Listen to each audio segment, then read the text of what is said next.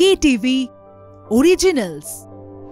দার্জিলিংয়ে উৎপাদন হয় এক অনন্য চা পাতা, সাথে অরণ্যের শ্রেষ্ঠ উপাদান মিশিয়ে তৈরি হয় মাকাইবাড়ি অর্গানিক গ্রিন টি, স্বাদে ও স্বাস্থ্যে অতুলনীয়। ওয়েলকাম টু কালার বার। আমি শুভাঙ্গী। শুরু করছি বিনোদন জগতের লেটেস্ট এবং মশলাদার খবর নিয়ে আজকের এন্টারটেইনমেন্ট বুলেটিন কালার বার। আজকের কালার বারে প্রথমে আপনাদের জন্য রয়েছে জ্যাকসন কন্যা প্যারিসের স্বচ্ছ পোশাকের ফ্যাশন শো, যা নিয়ে সমালোচিত হয়েছেন তিনি।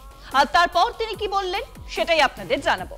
তারপর রয়েছে আইফা অ্যাওয়ার্ডসে কারা কারা পুরস্কৃত হলেন সেই ছবিও আপনাদেরকে দেখাবো। রয়েছে মিস্টার পারফেকশনিস্টের 60তম জন্মদিনের খবর, কবে মুক্তি পাবে ধূমকেতু সেটাও আপনাদেরকে জানাবো। আর রয়েছে দেবের হোমওয়ার্কের খবর, কি করলেন তিনি। তাহলে চলুন শুরু করা যাক আজকের শো। প্যারিস জ্যাকসন, তিনি মাইকেল জ্যাকসনের কন্যা, এবার তাকে নিয়েই সমালোচনার ঝড় উঠল। আন্তর্জাতিক ফ্যাশন শোয়ে প্যারিস হাজির হলেন সম্পূর্ণ স্বচ্ছ পোশাকে।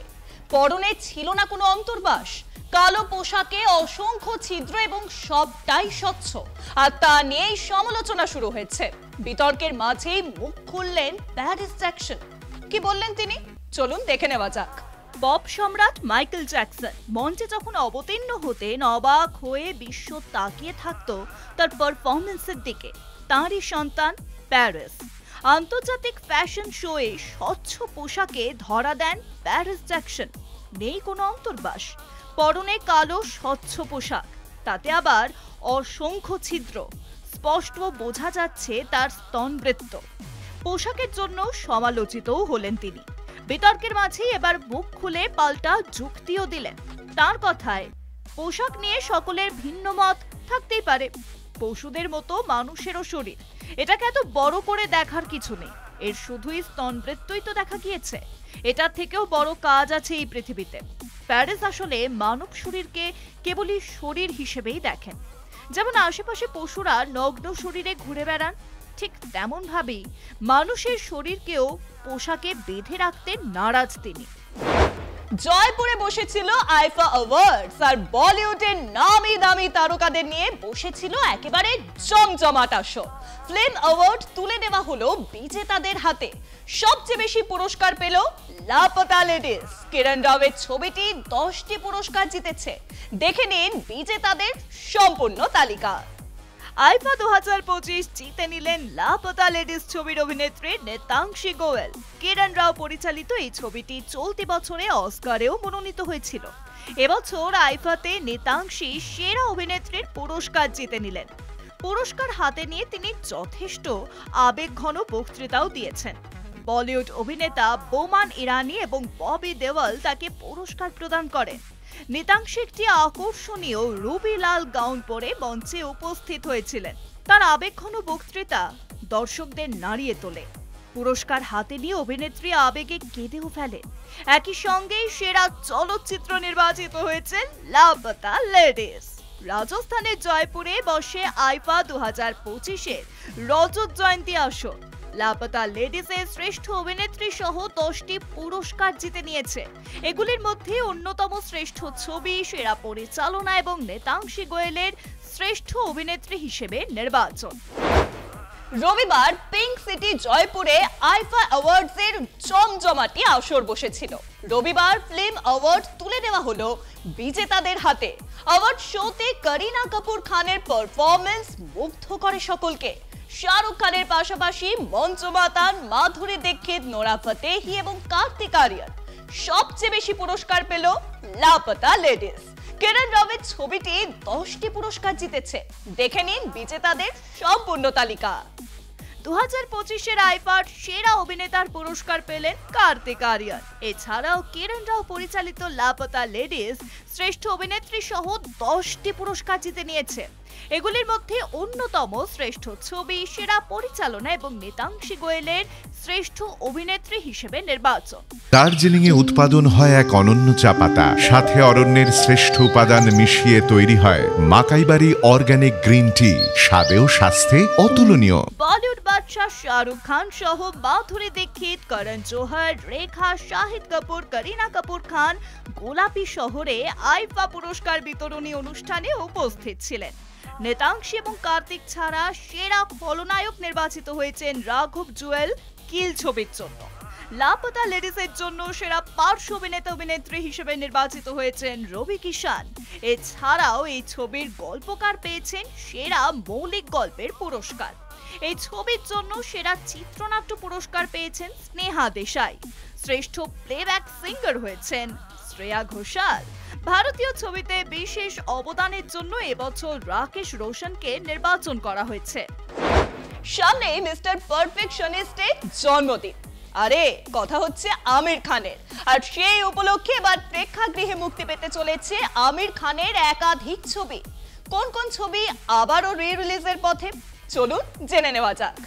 সিনেপ্রেমীদের জন্য সুখবর, বলি অভিনেতা আমির খানের 60তম জন্মদিন উপলক্ষে মুক্তি পেতে চলেছে তার 22টি কালজয়ী ছবি।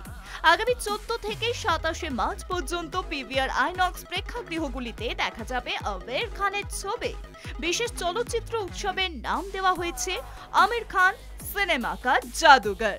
যে ছবিগুলি দেখা যাবে সেগুলি হলো লাগান, 3 ইডিয়টস, দঙ্গল, हम है राही प्यार का, राजा हिंदुस्तानी, गजनी, अकेले हम अकेले तुम, अंदाज अपना अपना, पीके, धूम 3, रंग दे बसंती, गुलाम, क़यामत से क़यामत तक, सीक्रेट सुपरस्टार, लाल सिंह चड्ढा, तारे जमीन पर, सरफराज, जो जीता वही सिकंदर, तलाश, फना, दिल चाहता है एवं दिल। ধূমকেতুর প্রতীক্ষায় দর্শকেরা। দীর্ঘ 9 বছরের অপেক্ষার অবসান হতে চলেছে। কয়েকদিন আগে রানা সরকারকে দেবের সঙ্গে ছবি ভাগ করতে দেখা গিয়েছে, আর তারপর থেকেই ফের শুরু হয়েছে তাদের পূর্ব ঘোষিত ছবি ধূমকেতু নিয়ে জল্পনা। এবার প্রকাশ্যে এলো ধূমকেতুর মুক্তির দিন। কবে মুক্তি পেতে চলেছে এই দীর্ঘ প্রতীক্ষিত ছবি, চলুন জেনে নেওয়া যাক। দেব শুভশ্রী, একসময় তাদের সম্পর্ক ছিল শিরোনামে। টলিউডের অন্যতম চর্চিত প্রেম ছিল দেব এবং শুভশ্রী, তবে তা টেকেনি। তারপর মান, অভিমান, বিচ্ছেদ সব ভুলে আবারও পর্দায় ফিরছেন দেব শুভশ্রী। শুধু কি তাই, এটি অভিনেতা দেবের প্রথম প্রযোজিত ছবি। যেমন পরিচালক কৌশিক গঙ্গোপাধ্যায়ের সঙ্গে দেবের প্রথম কাজ, এই প্রথম কোনো ছবিতে লিপলক করেছেন দেব শুভশ্রী। ধূমকেতুতে প্রস্থেটিক মেকআপে বয়স্ক লুকে দেখা যাবে দেবকে, কিন্তু নানা জটিলতায় ছবি মুক্তি পায়নি। 2017 সালে প্রযোজক রানা সরকারের সঙ্গে ডাবিং নিয়ে সমস্যা শুরু হয় দেবের। দেব বলেন টাকা না পেলে ডাবিং করব না। আবার 2021 সালে ছবি মুক্তি নিয়ে এসবিএফ এর কর্ণধার মহেন্দ্র সোনি এবং দেবের সঙ্গে আলোচনায় বসেন রানা, কিন্তু প্রায় 9 বছর পর আবারও ফেসবুক পোস্ট করলেন প্রযোজক, ধূমকেতু রিলিজ হবে। রানা সরকার তার ইনস্টাগ্রামে একটি স্টোরি শেয়ার করেছেন। তিনি কারো চ্যাটের একটি অংশ পোস্ট করেছেন সেখানে, আর সেখানেই দেখা যাচ্ছে লেখা রয়েছে 16 মে ছবিটি রিলিজ করব। এই ছবিটি পোস্ট করে এদিন রানা ক্যাপশনে শাহরুখ খানের ছবির সংলাপ ধার করে লেখেন সিট বেল্ট বেঁধে নিন, সঙ্গে বুমও লেখেন। জানা গিয়েছে এই দিনই মুক্তি পাবে ধূমকেতু। পুজোয় আসছে দেবের রঘু ডাকাত। পর্দায় কোনো চরিত্র ফুটিয়ে তুলতে কোনো রকম কসরত বাকি রাখেন না দেব। এই পিরিয়ড ফিল্মের জন্য জোর কদমে নিজেকে তৈরি করছেন সুপারস্টার। ফের একবার সোশ্যাল মিডিয়ার হাত ধরে সামনে আনলেন তার সেই প্রশিক্ষণের ছবি এবং ভিডিও। দেখে নেব সেই ঝলক। টলিউড সুপারস্টার দেব কড়া হোমওয়ার্কে বিশ্বাসী। চ্যালেঞ্জ, পাগলু কিংবা দুই পৃথিবী, তারপর ছক ভেঙে ক্যামেরার সামনে ধরা দিচ্ছেন দেব। গোলন্দাজের জন্য খালি পায়ে ফুটবল নিয়েও দৌড়েছেন মাঠে, আর কখনো খাদানের জন্য কয়লাখনি অঞ্চলের আঞ্চলিক ভাষাও শিখেছেন। তাতে মুগ্ধ হয়েছেন সিনের সমালোচকরাও। এখন তার লক্ষ্য রঘু ডাকাত। সকাল সকাল ময়দানে গিয়ে সময় কাটালো তারকা অভিনেতা। আপাতত ঘোড়ায় চড়া শিখতে ব্যস্ত তিনি। তারই বেশ কিছু ঝলক নিজেই শেয়ার করেছেন সোশ্যাল মিডিয়াতে। পরনে কালো রঙের ট্র্যাক প্যান্ট, গায়ে ফুল স্লিভ পিত্তি রঙের গেঞ্জি আর মাথায় হেলমেট। বাদামি রঙের একটা ঘোড়ায় সওয়ার করলেন দেব। শুধু প্রশিক্ষণ নিলেন না, সওয়ারিকে ভালোবাসাতেও ভরালেন অভিনেতা। দার্জিলিং এ উৎপাদন হয় এক অনন্য চা পাতা, সাথে অরণ্যের শ্রেষ্ঠ উপাদান মিশিয়ে তৈরি হয় মাকাইবাড়ি অর্গানিক গ্রিন টি, স্বাদেও স্বাস্থ্যে অতুলনীয়। আজকের কলরবার এখানেই শেষ করছি। আপনাদের সঙ্গে দেখা হচ্ছে পরবর্তী এপিসোডে। আমাদের এই স্পেশাল বুলেটিন কেমন লাগছে আপনাদের কমেন্ট করে জানান আমাদের ফেসবুক পেজে, ইনস্টাগ্রামে, ইউটিউবে এবং এক্স চ্যানেলে। এছাড়াও ফলো করতে ভুলবেন না আমাদের website Kolkata TV online. Kolkata TV, রাত দিন 7 দিন।